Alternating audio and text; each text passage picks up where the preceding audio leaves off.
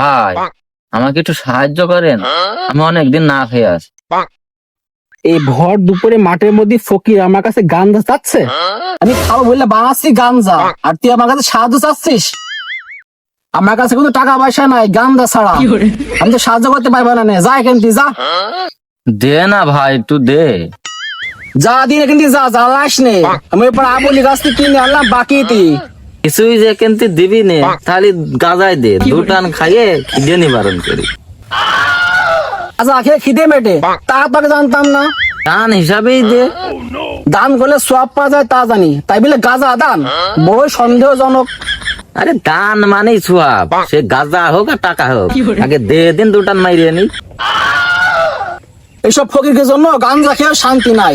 আরে তুই এখানে আসিস জানি বলি তো আমি এখানে আসলাম, গ্রাম ছেড়ে মাঠে।